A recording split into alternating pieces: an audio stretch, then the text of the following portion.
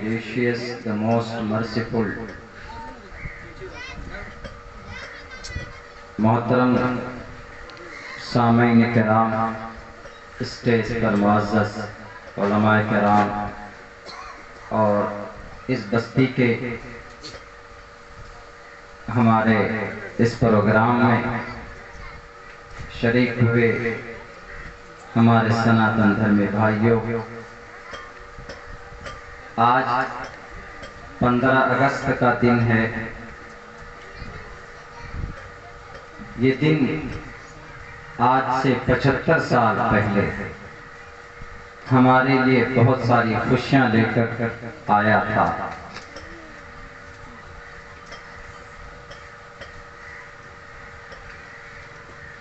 बहुत सारे स्वतंत्र सेनानी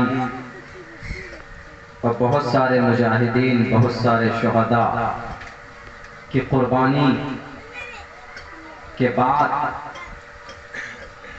ये 15 अगस्त का दिन 1947 को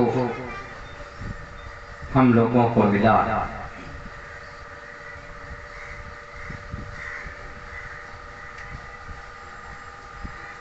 तारीख पर नजर डालेंगे, इतनी कुर्बानियां दी गई हैं इस दिन के लिए, और ये दिन आया हमारे इस भारत के अंदर, हमारे इस मुल्क को आजाद कराने के लिए।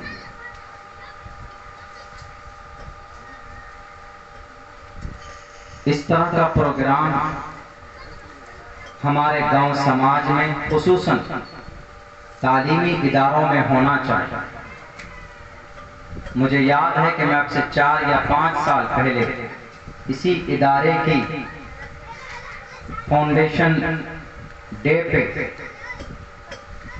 जिस दिन इसकी बुनियाद रखी जानी थी, उस दिन मैं आया था।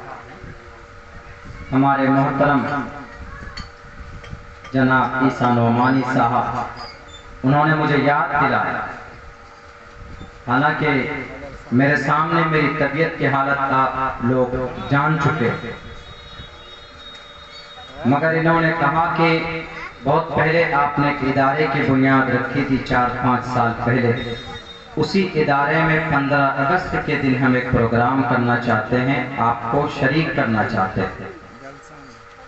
तबीयत नासाज होने के बावजूद भी आपके इदारे से, आपके गांव से, आप लोगों से मोहब्बत की बुनियाद पर मैं 1.5 घंटे का सफर तय करके आपके बीच आया हूँ। बहुत सारी अच्छी चीजें जमा हो गई। एक तो ये कि ताहिरा अली बना हमारी बच्चियों को तालीम देने के लिए जो मुनज़्ज़म इदारा है, एक ये। दूसरी बड़ी चीज, आज 15 अगस्त का दिन, ये दिन 200 साल की कड़ी मेहनत और मशक्कत के बाद हम लोगों को हासिल हुआ। मैं आपके सामने तारीख के बड़े बड़े वाक़यात मैं रखना चाहूँ। अगर इस तरह का प्रोग्राम हम अपने बच्चों को नहीं बताएंगे, अपने इदारे में इस तरह का पाठ नहीं पढ़ाया जाएगा, तो आने वाली नस्ल ये समझेगी कि हमने कोई कुर्बानी पेश नहीं की इस धरती के लिए। इसीलिए then like that program has been organized, इस तरह के प्रोग्राम मुनाकिद होना चाहिए ताकि हमारे बच्चों को पता चले, आने वाली नस्ल को पता चले कि आज के दिन क्या क्या हुआ था।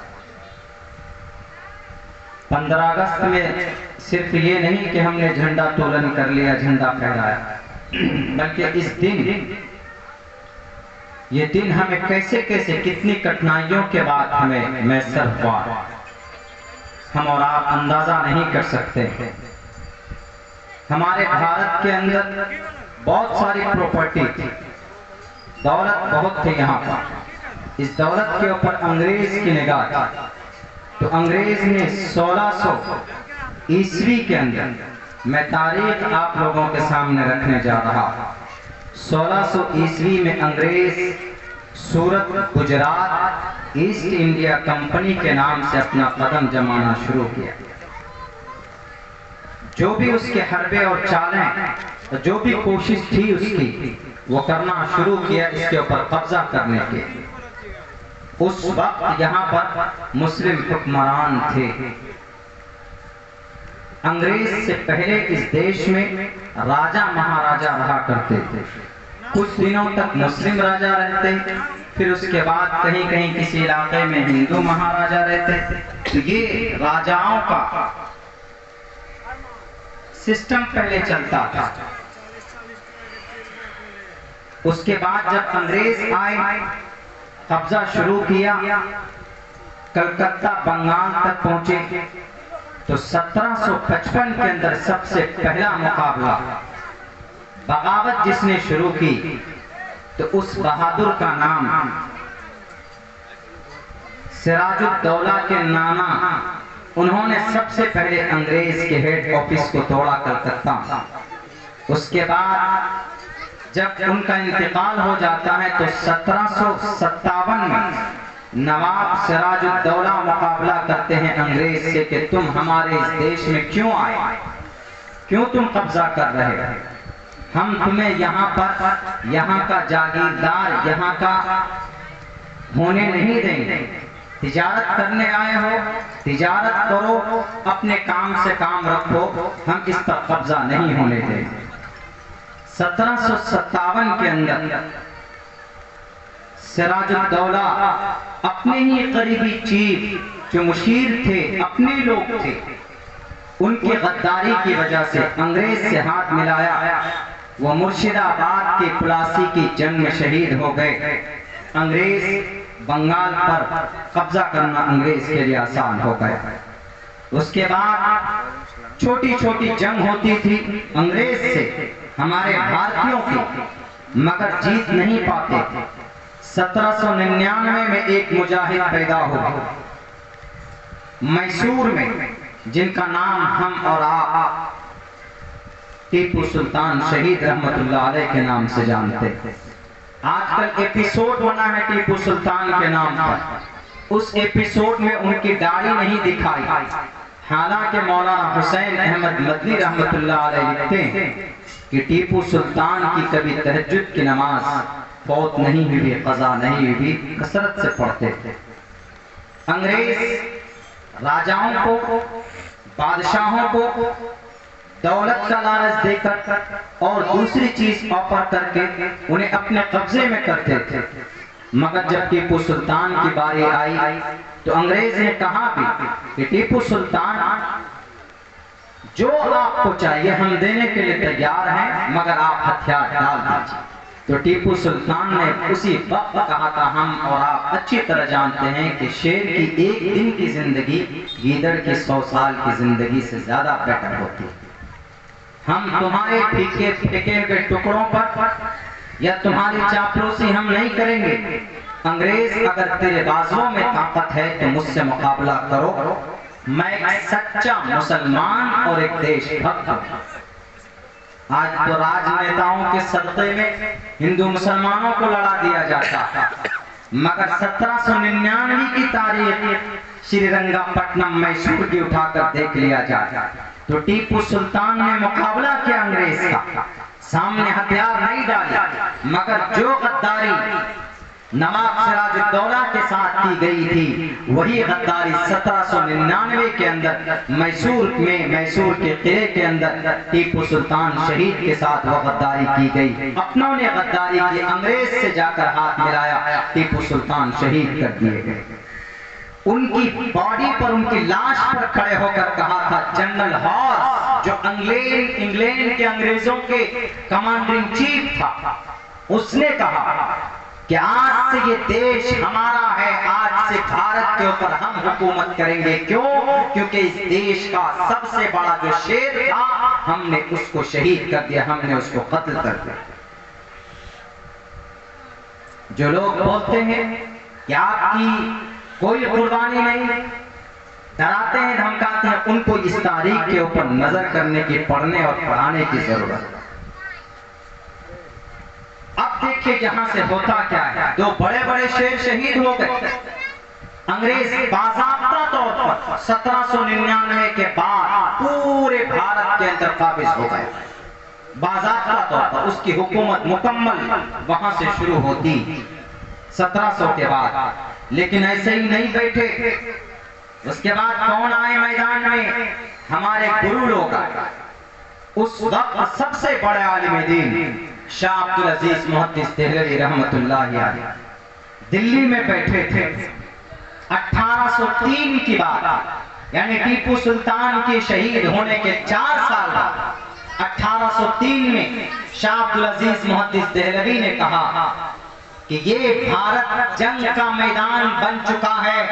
ए मुसलमानों, ए कलमा पढ़ने वालों, उठो तलवार लेकर, तुम पर जिहाद फर्ज हो चुका है इन अंग्रेजों के खिलाफ। तलवार उठाओ, इन अंग्रेजों को मार भगाओ इस देश से। अगर तुम्हारे खून में गर्मी है, अगर तुम्हारे ईमान में वो रूहानी ताकत है, तो अल्लाह की जात पर भरोसा करके तलवार लेकर मैदान में खड़े हो जाओ और इन अंग्रेजों का सफाया कर दो इस मुल्क से। 1803 में जिहाद का फतवा 1803 में अंग्रेज के खिलाफ शाह अब्दुल अजीज मुहद्दिस देहलवी ने दिया। दिखाया जाए फतवे शाह अब्दुल अजीज मुहद्दिस देहलवी के मौजूदा बरसर इक़्तिदार बैठी हुई इन हुक्मरानों से, जिन्हें हमारी वतन परस्ती, हमारी इस देश के लिए जो कुर्बानी हमने दी, उस पर अगर जर्रा बराबर शक हो तो 1803 की वो तारीखी फतवा इन लोगों को दिखाया जाए, जिन्हें जर्रा बराबर शक होता है कि हम मुसलमानों ने या हिंदुओं ने मिलकर इस देश के लिए हम लोगों ने कुछ नहीं किया। 1904 में हिंदू मुसलमान एक प्लेटफॉर्म पर खड़े होकर अंग्रेज को भगाने के लिए मेहनत और जुस्तजू की थी। 1803 में जिहाद का फतवा सादिर होता है। उसके बाद आहिस्ते आहिस्ते तैयारी होती, उलमाए किराम मीटिंग करते हैं, किस लिए? इस देश को आजाद कराने। 1831 में तकरीबन 50 आदमियों की एक जमात, मैं आपके सामने वो इतिहास रख रहा हूँ, वो तारीख रख रहा हूँ कि जिसपे हमारे हजारों लाखों भारतीय मारे गए, हिंदू भी मारे गए, हमारे मुसलमान भी मारे गए, उलमाए किराम लेकिन सबसे आगे रहते थे। कहां से निकले थे उलमा? इन्हीं मदरसों से, इन्हीं मकतब से पढ़ पढ़ कर निकले थे। 1831 में शाह इस्माइल शहीद रहमतुल्लाह अलैह, सैयद अहमद शहीद बरेलवी रहमतुल्लाह अलैह, इन दोनों की सरकर्दगी में एक जमात 50 लोगों की पहुंचती है। कहां पर? बालाकोट। वहां पर एक बहुत बड़े खां साहब थे। सोचा कि जाएंगे, उनसे मिलेंगे, कुछ मदद करेंगे तो अंग्रेज के खिलाफ हम लोग लड़ेंगे। लेकिन उस ईमान फरोश ने उसने साफ इनकार कर दिया कि आई कांट हेल्प यू, हम आपका कुछ नहीं कर सकते। तो वहां पर वो वापस नहीं आया। बालाकोट की पहाड़ी पर खड़े होकर उन्होंने अंग्रेज का मुकाबला किया, सब के सब वहीं पर शहीद हो गए, लेकिन वहां से वापस नहीं आया। 1831 में उसके बाद उलमाए किराम सर पे कफन बांधकर हर तरफ से मैदान में जमा होने लगे।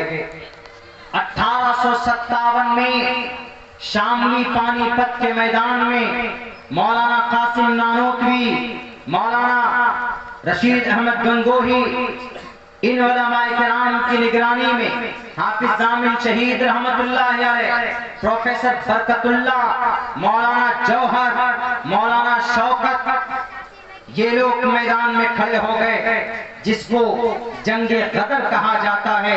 1857 में शामली के मैदान में दो लफ्जों में अंग्रेज को सामने खड़े रहकर मैदान में मुकाबला किया। भले ही वो जंग उलमाए किराम हार गए, लेकिन वहां पर 7 लफ्जों में अंग्रेजों का खुले लफ्जों में कह दिया कि आज से हम तुम्हारे सामने हैं, तुम्हारा विपक्ष और तुम्हारे मुखालिफ में ये हम भारत के उलमाए किराम हैं, हम तुम्हें चैन से जीने नहीं देंगे। 1857 की जंग के बाद उलमाए किराम ने जो वहां पर तेवर दिखाए, उसी जंग में मौलाना कासिम नानोतवी के कनपट्टी पर गोली लगी थी, लेकिन फिर खड़े हो गए और अंग्रेज का सर कलम किया था अपनी तलवार से मौलाना कासिम नानोतवी रहमतुल्लाह अलैह, और सैकड़ों उलमाए किराम वहां उस मैदान के अंदर थे। अंग्रेज ने उस जंग के बाद ये कहा कि जहां पर भी उलमा नजर आए उन्हें गोलियों से भून दिया जाए। तो पूछा उनके पुलिस वालों ने, अंग्रेजों के जो चाटुकार थे, जो गुलाम थे, उन्होंने कहा कि उलमा कौन है, आलिम कौन है? We don't know, we don't recognise them, हम तो उन्हें पहचान ही नहीं सकते, वो है कौन? तब अंग्रेज ने कहा था, उलमा किराम की तारीफ उस वक्त उसने की थी कि जिसके सर पर टोपी और जिसके चेहरे पर दाढ़ी हो वो आलिम है। जहां पर भी देखो तो जहां पर नजर आते थे टोपी और दाढ़ी वाला, बस फौरन उनको गोलियों से शूट कर दिया जाता था। 1857 की जंग के बाद गांवों से पकड़ पकड़ कर 10-10, 15-15 उलमा को लाते थे, उन्हें गोलियों से उड़ा देते। गांव के गांव से उलमा किराम की तादाद खाली हो, पूरा का पूरा गांव खत्म हो गया, उलमा नहीं थे। अगर कहीं पर जनाजे की नमाज पढ़ाने की नौबत आती तो जनाजा मैयत लेकर ढूंढते थे कि कोई आलिम मिल जाए, कोई मौलाना साहब मिल जाए तो जनाजे की नमाज पढ़ी जाए, लेकिन नहीं मिलते थे। अंग्रेज लोग पकड़ पकड़ कर या तो जेलों में या तो उनको सूलियों में डाल देते थे।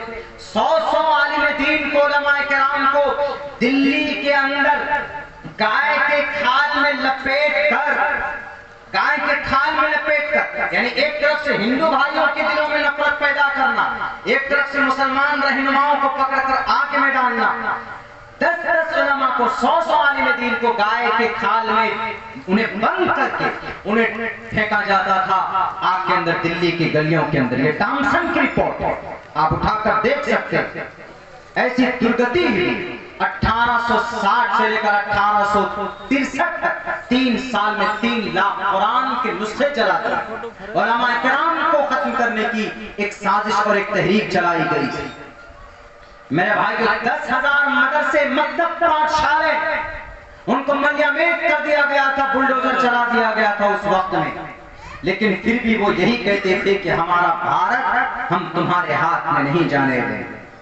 अंग्रेज तुम जहां से आए हो तुम वहां चले जाओ, हमारे बदन में जब तक खून का आखिरी खतरा रहेगा हम हाथ पे हाथ धरकर नहीं बैठेंगे। मुकाबला करते रहे। उसके बाद 1857 की जंग के बाद में जो ये दुर्गति हुई तो 30 मई 1866 के अंदर एक मदरसे की बुनियाद डाली गई। किस लिए बुनियाद डाली गई? मेरे हिंदू भाइयों, आप यहाँ पर बैठे हैं तो ये तारीख अब्दुल्ला सालिम आपको पूरी ईमानदारी के साथ बताने जा रहा। अगर मैं झूठ बोलूं तो मेरी जुबान, मेरे होंठ को सिल दीजिएगा। 30 मई 1866 में दारुल देवबंद की बुनियाद डाली गई। क्यों? 2 मकसद था। एक मकसद मौलाना कासिम बहुत कहते हैं, लिखी भी उनकी तारीख के अंदर, उन्होंने कहा कि हम सबसे पहले अपने इस देश को बचाने के लिए अंग्रेज से हम अफराद तैयार करें, मुजाहिदीन तैयार करें ताकि अंग्रेज से मुकाबला करें। और दूसरा मकसद था कि हमारे जो मजहबी तालीम, जो कुरान है, कुरान को पढ़ने पढ़ाने वाले भी, हमारी शरीयत, हमारा दीन जिंदा रहे। ये 2 मेन मकसद था। पहला मकसद था स्वतंत्र सेनानी, फ्रीडम फाइटर को पैदा करना, मुजाहिदीन भारत को पैदा करना, बहुत सारे वीर को एक साथ खड़ा करना, यह मकसद था दारुल देवबंद। आज दारुल देवबंद पर इल्जाम लगता कि दारुल देवबंद की बुनियाद डाली गई दहशत फैलाने के। कौन सी किताब में लिखी थी कि दारुल देवबंद की बुनियाद डाली गई दहशत फैलाने के लिए? नहीं, 1866 में बुनियाद डाली गई थी अंग्रेज को इस देश से उखाड़ कर फेंकने के लिए। और आज भी उसी मकसद पर, आज भी उसी नीयत के साथ वो मदरसा आगे काम कर रहा। 1866 के अंदर दारुल देवबंद की बुनियाद रखी जाती। उसके बाद होते होते आगे बढ़ता है ये मामला। आगे चलते चलते 1904 में जब जंगें लड़ी गई, जब देखा कि हिंदू अलग लड़ रहे, मुसलमान अलग लड़ रहे अंग्रेज से, तो सबको इस प्लेटफॉर्म पर जमा किया गया। हिंदू को भी जमा किया गया, मुसलमानों को भी जमा किया गया। 1904 में बाज़ाब्ता हिंदू मुसलमान मुत्तहिद हुए कि हम अगर जिस फील्ड में अंग्रेज से लड़ेंगे तो एक साथ लड़ेंगे, एक साथ मिलकर लड़ेंगे। 1904 में हिंदू मुसलमान एक प्लेटफॉर्म पर खड़े हुए 1912 में तहरीक रेशमी रुमाल वजूद में आई। वही दारुल देवबंद जो बुनियाद रखी गई थी, सबसे पहला तालिब इल्म शेखुल हिंद रहमतुल्लाहि अलैह थे, जिन्होंने तहरीक रेशमी रुमाल को जन्म दिया। और इस तहरीक रेशमी रुमाल का मकसद और मतलब ही यही था कि हम अंग्रेज से अपने इस देश को वापस ले लें और अंग्रेज को अपने इस देश से भगा दें। ये मेन मकसद था उनका। यही मौलाना शेखुल हिंद रहमतुल्लाहि अलैह, इनके एक शागिर्द मौलाना उबैदुल्लाह सिंधी रहमतुल्लाहि अलैह, ये कहाँ गए? अफगानिस्तान गए। ये कहाँ गए? तुर्की गए।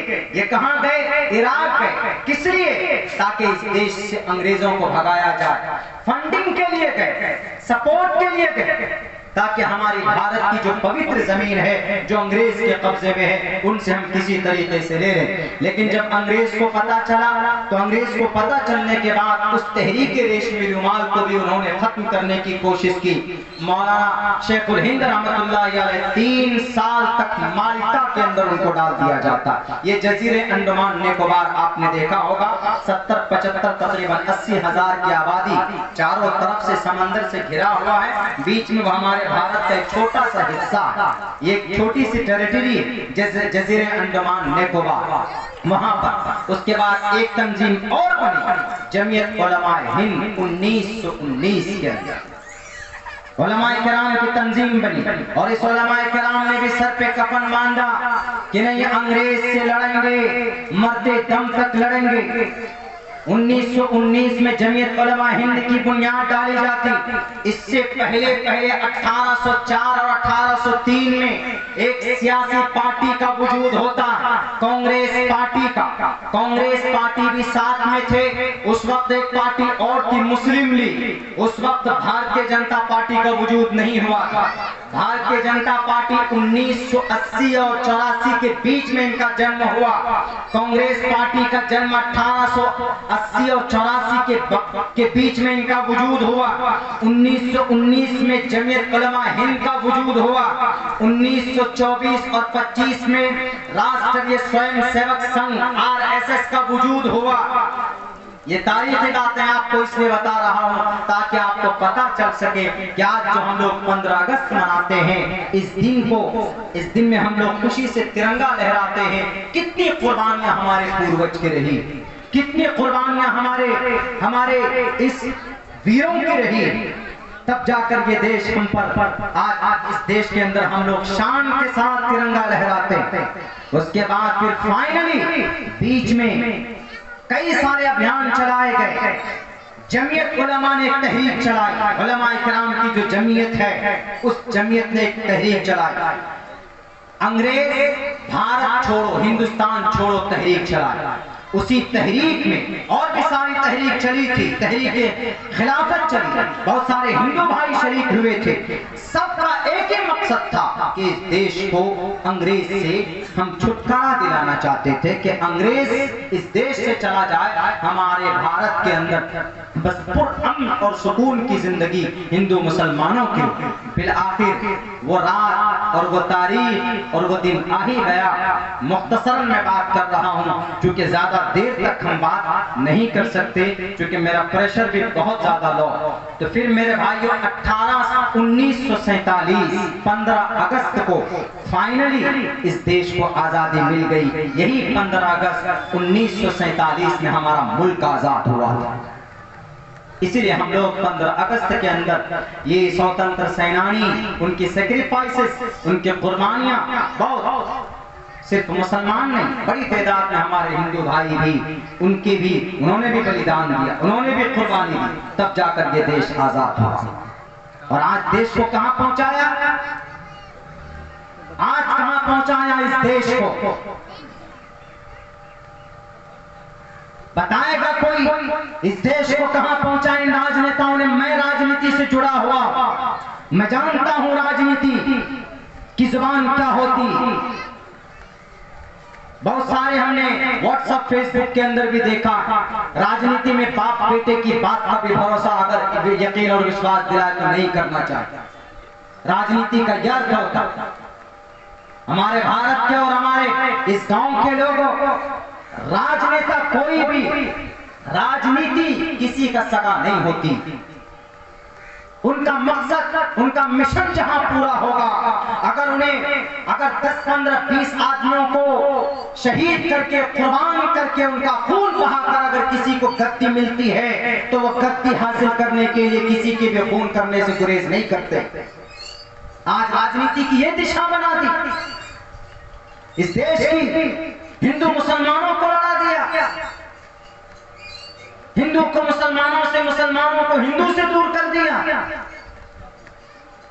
अंग्रेज के आने से पहले की तारीख देखी जाए, हाँ, हर जमाने के अंदर कुछ न कुछ छोटी मोटी बातें हुई। अगर हिंदू राजा, मुस्लिम राजाओं से कोई गुनाह हुआ है तो ईश्वर के पास उनको जवाब देना होगा। उसको बेस बनाकर अभी मुजरिम नहीं बनाया जा सकता मुसलमानों को। या अगर पहले कोई हिंदू राजा महाराजा से कोई गलती हुई तो अभी उसको बेस बनाकर हमारे हिंदू भाइयों को टारगेट नहीं किया जा सकता। लेकिन अभी our India is a democratic, has a democracy system, but the democracy has been killed. The shame on them. इन पॉलिटिकल लीडरों को शर्म नहीं आती है अपनी कुर्सी बचाने के लिए मासूम लोगों को खामखा के नारे लगवाते, मुजरिमीन को छोड़ दिया जाता। कहते हैं कि नहीं जनाब, ये अंग्रेजों का बनाया हुआ कानून, भूल जाइए, अंग्रेजों का बनाया हुआ कानून नहीं। अभी जो हमारा भारत का संविधान है, जो कानून 3 साल में तैयार किया गया है, एक आध दिन में नहीं, इसको बदलने की कोशिश मत करो। जो है जिस स्थिति में उसी स्थिति में रहने दो। We the people of India जो इसके प्रियम्बुल में है उसको रहने दिया जाए।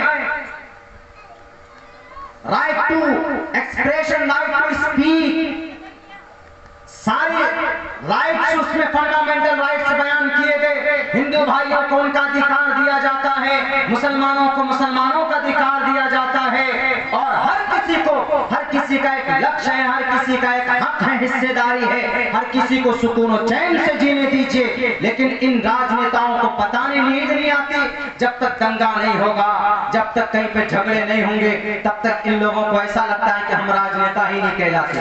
आप राजनीति के अंदर आए हैं, अच्छी बात है, आइए और कीजिए। राजनीति का मतलब होता है आप अपने इलाके के अंदर कोई काम नहीं होता, आवाम का, जनता का, तो वो काम कीजिए। अगर कोई गरीब है तो उसकी गरीबी दूर कीजिए, अगर कोई दुख में है तो उसके दुख में शरीक होइए, अगर किसी का कोई काम नहीं होता है, परेशान है, तो उसकी मदद कीजिए। राजनेता का ये मतलब होता है। आप एमएलए बन जाते हैं, एमपी बन जाते हैं, आपको कुर्सी मिलती है, पावर मिलता है, आपको ताकत मिलती है, तो उस ताकत का सही इस्तेमाल कीजिए। ये नहीं कि जनाब बस नफरत फैलाओ, इसको मारो, उसको काटो। आज अगर कोई सवाल करता है इस देश के माइनॉरिटी से, तो हम पूछना चाहते हैं कि शामली के मैदान में कहां चले गए थे।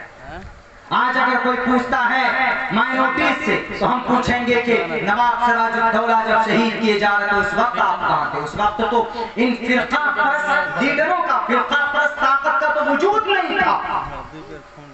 आज ये आ गए लोगों के फ्री फंड में हमदर्दी हासिल करने, हम तुम्हारे और हम तुम्हारे। जब परेशानी में होते तो हमारा कोई मदद नहीं करता। एक केस हुआ जो कि हाट के अंदर एक नौजवान को मारा गया, जुल्म सितम हुआ, बस गए, सेल्फी खिंचा लिया, हमने इंटरव्यू दे दिया। उसके बाद अब आगे का जो प्रोसेस है, कोर्ट कौन जाए, कचहरी कौन जाए, उसको इंसाफ कौन दिलाए, सबके सब बैठ गए घर। उनको कानूनी एतबार से एज ए ह्यूमैनिटी उसको मदद मिलनी चाहिए, लेकिन नहीं, जहां जुल्म होता है खड़े हो जाए। श्री कृष्ण जी ने कहा था अर्जुन को, श्रीमद् भगवत गीता का एक बहुत प्यारा मंत्र, अहिंसा सत्यम करो दस्तया का शांति रक्षणम दया भूलेश्वर लूप तवम हीर चापा। ये अर्जुन, अगर कहीं पर कोई गलत है तो देखो तो उसको समाप्त करो। अहिंसा सत्यम, एक तो जुल्म मत करो किसी पर, और सच्चा बोलो, झूठ मत बोलो। आज सबसे बड़ा नेता वही कहलाता जो सबसे ज्यादा झूठ बोलता, और नेता बिना झूठ के बन ही नहीं सकता। आज के डेट कोई एमएलए साहब, कोई मुखिया जी है, या कोई मेंबर साहब है, उनको अंदाजा होगा कि भाई बहुत मुश्किल होता, कोई एमपी साहब है, कोई मिनिस्टर साहब है तो बहुत मुश्किल होता। देखिए बुरी लग रही होगी जो सियासी लोग, मैं भी सियासत के मैदान में हूँ भाई साहब, मुझे भी बुरा लगता, लेकिन हमने झूठी राजनीति कहीं पर नहीं की, हमने किसी के साथ झूठ नहीं बोला।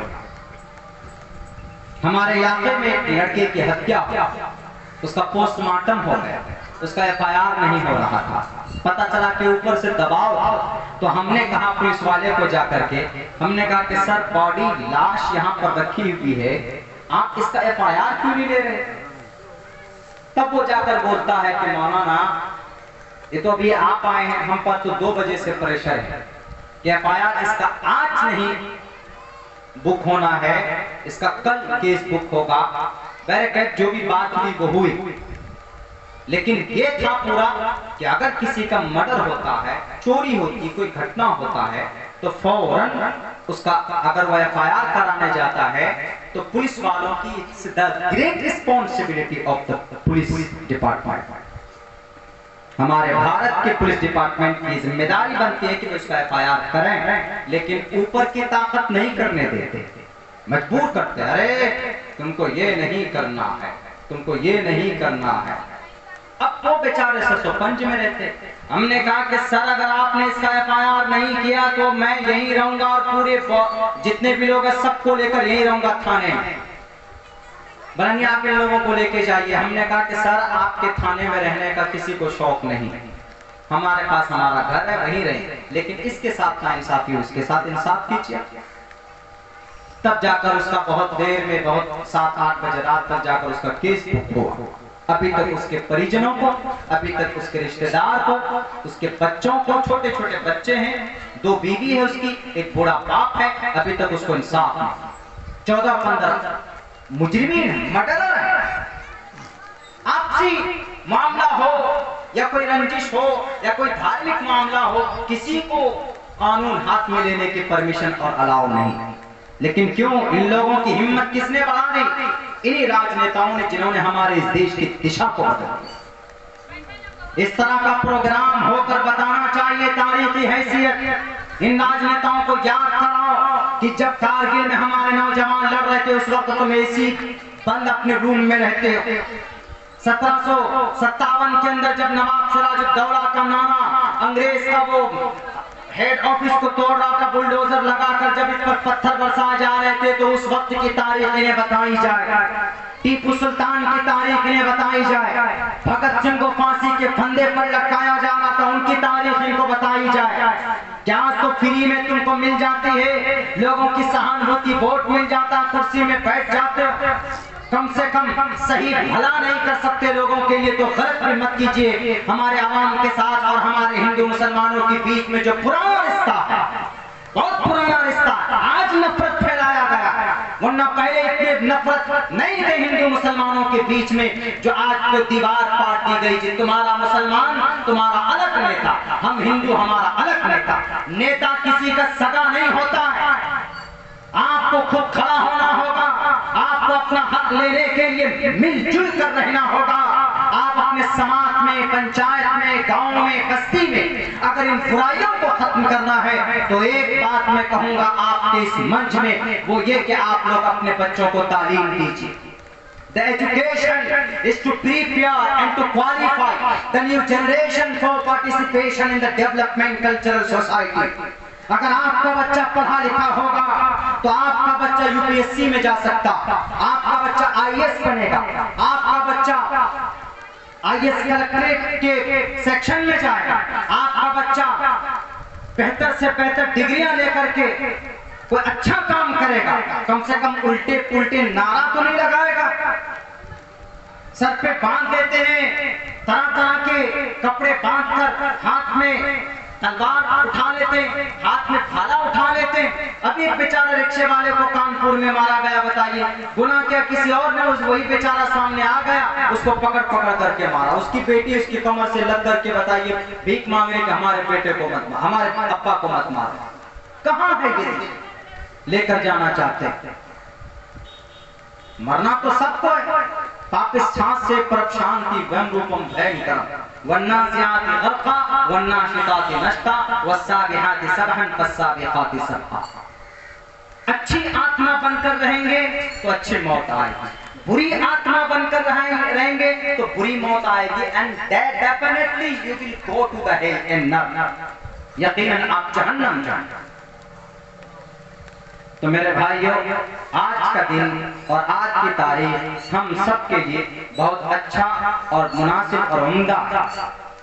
राजनेताओं, पॉलिटिक्स, सियासत इतने गंदे स्तर पर अपने वक़ार और अपनी उसकी हक से, उसके शान से नीचे गिराकर राजनीति और सियासत की जाती है। हालांकि सियासत एक ऐसी चीज है कि हजरत उमर फारूक ने तकरीबन 22,50,31 मुरब्बा मील के इलाके में उमर फारूक अमीरुल मोमिनीन रज़ियल्लाहु ताला अन्हु हुकूमत, ये जो आप देख रहे हैं कि डिस्ट्रिक्ट जिला किनका बनाया हुआ, उमर फारूक का बनाया। सूबा बिहार, झारखंड, उत्तराखंड, ये सूबा किनके बनाए हुए, उमर फारूक के बनाए। डीएम कलेक्टर ये ओहदा किनका मुंतखब किया था, उमर फारूक ने ये निजाम कायम किया। कमिश्नरी, अनुमंडल किनके कायम किए हुए, ये टोटल चीजें उमर फारूक रज़ियल्लाहु ताला अन्हु के मुंतखब की। तो सियासत का तो एक वहां से है, लेकिन यह है कि उस जमाने का आज कहीं पर भी नजर नहीं आता। आज तो बस सारी जितनी भी कुर्बानियां हैं, 200 साल तक अंग्रेज इस देश में रहे और हम लोगों ने जो कुर्बानियां पेश की वो सब सिर्फ एक दिन याद किया, उसके बाद हम डाल देते हैं, बंद कर देते हैं। उसके बाद फिर अपना लक्ष्य हम लोग तय करते हैं कि हमें तो बेहतर से बेहतर, हमें तो अच्छा से अच्छा ताकतवर और पॉलिटिशियन बनना है। उसके लिए जो होता है हथकंडे हम लोग अपनाते। हिंदू को मुसलमानों से लड़ा देते, मुसलमानों को दलितों से लड़ा देते, दलितों को और अदर कौम से लड़ा देते। ये चीज बिल्कुल भी नहीं होनी चाहिए। हम आप लोगों से यही गुजारिश करेंगे, दरख्वास्त करेंगे कि आप लोग अपने बच्चों को तालीम दीजिए। आने वाली नस्ल के लिए the education is very must and important and for their life, उनकी जिंदगी के लिए एजुकेशन और तालीम बहुत जरूरी है। हम लोगों ने तो अपनी जिंदगी गुजार ली है, लेकिन एजुकेशन तालीम के बगैर हमारा बच्चा मुस्तकबिल के अंदर शायद उनके लिए बहुत मुश्किलें खड़ी हो जाए। इसीलिए अपने बच्चों को, जो हमारे मुस्लिम भाई हैं, जो हमारे मुसलमान हैं, वो अपने बच्चों को इदारों के अंदर, मकतब के अंदर भेजकर बुनियादी तालीम दीनियात होनी चाहिए। उसके बाद अगर आप चाहते हैं कि आपका बच्चा कुछ असरी उलूम से भी आपके बच्चे को कुछ सरोकार हो, मॉडर्न एजुकेशन भी उनको कुछ हासिल हो, वो भी आप दीजिए। बल्कि ऑप्शनली नहीं, मैं तो ये कहता हूँ ऑप्शन नहीं, उसको मस्ट कीजिए, उसको जरूरी कीजिए। कम से कम हर एक बच्चा हमारा ग्रेजुएशन तक पढ़ा हुआ होना चाहिए, ताकि उसको FIR लिखना आ जाए, ताकि उसको कहीं पर कोई आवेदन देना हो तो वो आ जाए, ताकि उसको ब्लॉक में जाकर, अगर हर डिपार्टमेंट का अलग अलग, हर चीज का अलग अलग डिपार्टमेंट होता है, अगर जमीन का मामला है तो हमें किसके पास जाना है, और अगर पंचायत का कोई मामला है तो हमें किसके पास जाना। ये सब चीजें हमारे बच्चों के अंदर ये चीज होनी चाहिए। और ये चीज मॉडर्न एजुकेशन अगर हम अपने बच्चों को देते हैं, बड़ी आसानी के साथ हमारे बच्चे वो लक्ष्य वहां पर हासिल कर सकते हैं। इसीलिए प्रीफेस के अंदर कहा गया, the primary aim of education is to prepare and to qualify the new generation. Kerala के अंदर 98% लोग एजुकेटेड हैं, असली उलूम से ही वाबस्ता, लेकिन वहां पर देख लीजिए वहां का निजाम कैसा है। 98% गलत बात है, दुर्भाग्य की बात है कि हमारे भारत में तालीम देने वाले हमारे मास्टर हजरात उलमाए किराम को वो मकाम नहीं दिया जाता। जर्मनी चले जाइए, जर्मन एक टीचर को वो सम्मान दिया जाता है जो वहां के राष्ट्रपति को दिया जाता है। वहां के टीचर, यहाँ के टीचर को तो तनख्वाही रोक देते, 3-3, 4-4 महीना तनख्वाही नहीं मिलती। यहाँ ऐसा निजाम।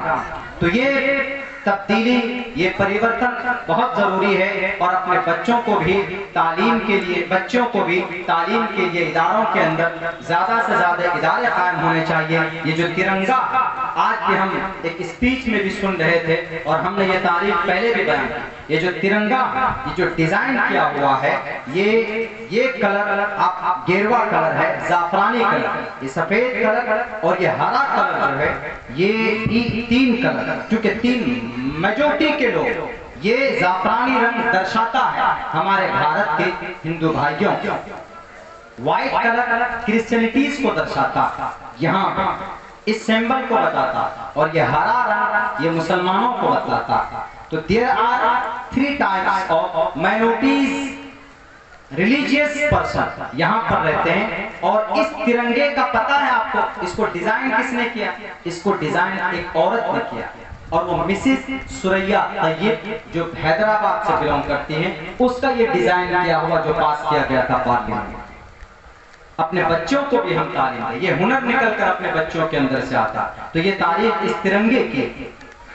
और ये जो बीच में ये जो चक्र है, ये बताता है यूनिटी को, इत्तेहाद को, united we stand and divided we fall, इसीलिए इसको दर्शाता है। लेकिन आज इसको तोड़ने की कोशिश की जा रही है। आज सिर्फ एक रंग को स्थापित करने की कोशिश की जा रही है। किसको?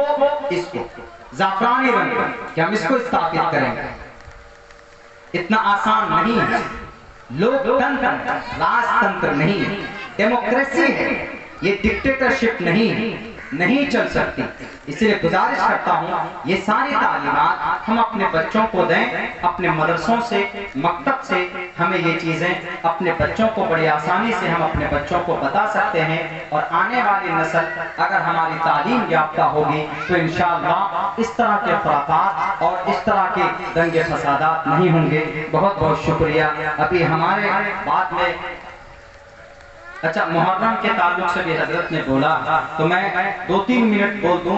हमारे उलमा किराम मौजूद हैं, हजरत मुफ्ती दिलशाद साहब भी तशरीफ फरमा है, वो हमारे सरपरस्त हैं और हम इस इलाके की इस पूरी रानी और भरगामा के अंदर बड़ी नुमाइंदगी करते हैं। मेरे भाइयों और भी बहुत सारे उलमा किराम हैं जिनकी बड़ी मेहनत होती। हम लोगों के लिए एक धार्मिक ये महीना मुहर्रमुल हराम, इस महीने के अंदर हम लोग 2-3 काम जो हम लोगों को करना चाहिए, मुसलमानों को, हम लोग वो नहीं करते, जो नहीं करना चाहिए हम लोग वो करते। इस महीने में करना क्या है? 10 तारीख को, 10 मुहर्रम को हमें उस दिन आशूरा का दिन हमें रोजा रखना चाहिए। और बेहतर होगा कि भाई आप 9 या 10 या 11 यानी 2 दिन आप रोजा रखें। जो काम करने का हमें वो करना चाहिए। और दूसरा काम क्या करना है? आपके अपने वुसात के मुताबिक, आपके पास जितनी कैपेसिटी है, आपकी जितनी आमदनी है, उस हिसाब से आप अपने अहल वयाल के लिए खाना तैयार करें, अच्छा खाना बनाएं। आप अगर उस दिन पुलाव बनाते हैं, बिरयानी बनाते हैं या कहीं बाहर से कोई ऑर्डर करके मंगाते हैं तो गलत नहीं है। हाँ, शब बारात में जो हम लोग बनाते हैं उस दिन की ममानी, इस दिन अपने अहल वयाल पर आप रिस्क के अंदर, खाने पीने के अंदर कुशादगी से काम लेंगे तो अल्लाह आपके रिस्क के अंदर बढ़ोतरी करे। ये 2-3 काम करने का है। जो काम नहीं करने का, हमारे नौजवान क्या करते? ढोल बजाते और डंडेबाजी करते। रात में हमारे बूढ़े लोग गांव समाज में होते हैं, ऐसे ढोल बजाते हैं, पी कर फेपी पी लेते हैं, टैबलेट खा लेते हैं, कोरेक्स पी लेते हैं और उनको पता ही नहीं तो वो नंगा पे हो जाते हैं और पूरी रात ढोल बजाएं। क्यों ढोल बजाते हो जी? मुहर्रम आए तो इस मुहर्रम में ढोल का क्या ताल्लुक? हाँ, हम लोग ढोल बजाकर मातम करते। ढोल बजाकर मातम किस लिए करते हो? इमाम हुसैन शहीद किए गए थे। ये बिल्कुल वफादारी नहीं है, गद्दारी है। इमाम हुसैन शहीद किए गए, किस लिए शहीद हुए थे? वो अंग्रेज, उस वक्त के जालिम ताकत, उस वक्त के इब्न ज़ियाद के सामने खड़े हो गए, यजीद बिन मुआविया के प्रस्ताव को ठुकरा दिया अपनी शरीयत को बचाने के लिए। उन्होंने किसी को तकलीफ नहीं दी थी, मुकाबला किया था मैदान में जालिम दुश्मनान इस्लाम के खिलाफ और 72 लोग इनके साथ थे और 88 लोगों को वासिले जहन्नम किया था। है आपके बाजुओं में ताकत नहीं। अभी अगर कोई आ जाए बजरंग दल या आरएसएस या अंग्रेज का कोई एजेंट, तो आपके भी हवाएं निकल जाएंगे, आप उनके सामने उनका मुकाबला नहीं कर पाओ। हमारे नौजवान अगर पुलिस थाने की चक्कर की जरूरत पड़ जाए, वहां पर कोई रिपोर्ट दर्ज कराने की नहीं जाएंगे, मौलाना डर लगता। कैसे बात करें पुलिस वालों की, सिर्फ ढोल बजाने में आगे रहते हैं। डंडेबाजी तलवारबाजी कीजिए, सीखिए, तीरंदाजी कीजिए, डंडेबाजी सीखिए, घुड़अंदाज ये घुड़दौड़ में आप वो कीजिए, मेहनत कीजिए। इस्लाम के अंदर ये चीजें मना नहीं है। अगर आप तलवार सीखना चाहते हैं तो इस्लाम कहेगा डजंट अलाउ टू डू, इसकी इजाजत नहीं है, नहीं कर सकते आप।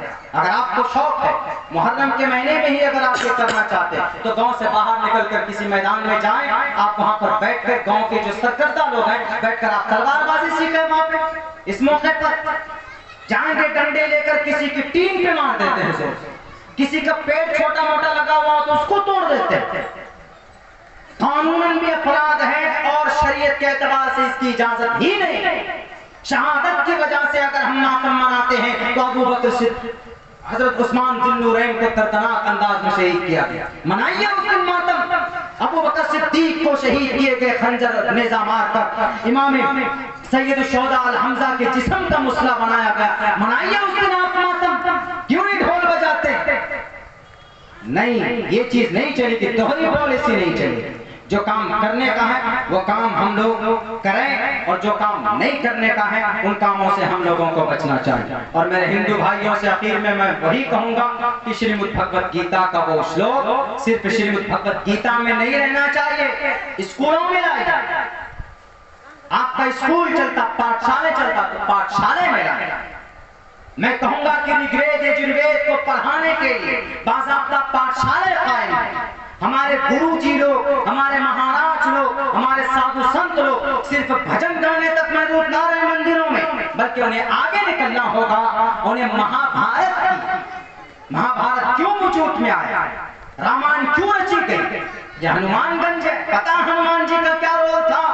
हनुमान हिरन को बोलते हैं, यानी नेकी करने वाली साहब। क्या नेकी किया था उन्होंने? श्री रामचंद्र जी ने कहा था सुखदेव से जाकर के मेरी मदद कीजिए, मेरी अहलिया को रावण लेकर चला गया है। तब सुखदेव ने कहा, सुखदेव ने वानर सेना के सेनापति उन्होंने श्री हनुमान जी को दिया कि लेकर जाइए, ये आपकी मदद करेगा। श्री हनुमान जी तब गए थे लंका, रावण के पूरे साम्राज्य को जलाकर वहां से सीता मैया को उठा करके लाए। हनुमान मीन्स हिनन करने वाली जात, नेकी करने वाली जात। और ये हनुमानगंज है, यहाँ पर नेकी होना चाहिए, यहाँ पर बुराई नहीं होनी चाहिए, समाज के अंदर दुर्दशा नहीं होना चाहिए, बल्कि मिलकर रहना चाहिए हम लोगों को। श्री हनुमान जी ने जो काम किया था हमें वो काम करना चाहिए। क्या किया था?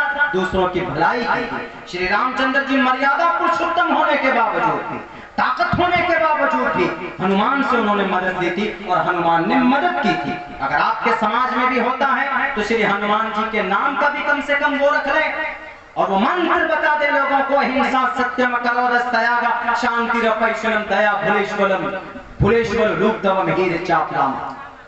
कोई बुरा करता तो उसको कहो कि पाकिस्तास्ते प्रशांति यम रूपम भयंकर। नहीं समझ में आता उसको कहे कि महाप्रलय आएगा, ओम पूर्णमिदः पूर्णमिदं पूर्णमदुच्यते पूर्णस्य पूर्णमादाय पूर्णमेवावशिष्यते। हमारे गुरु ज्ञानी लोग मंदिर में नहीं, मंदिर से बाहर निकलकर जो भी लोग करप्शन करता, चाहे वो मुखिया हो के मेंबर हो, मुखिया मेंबर बनाए जाते हैं गांव के समाज के रक्षा के। गांव समाज के अंदर कोई बुराई होती है तो उनको निवारण और उनको खत्म करना चाहिए।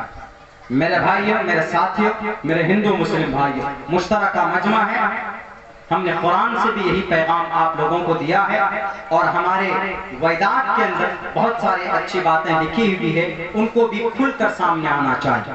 बंदिश बंद होकर के किसी मंदिर या किसी पाठशाला के अंदर नहीं रहना चाहिए कि खून लग जाए, खत्म हो जाए, बल्कि लोगों के सामने आना चाहिए।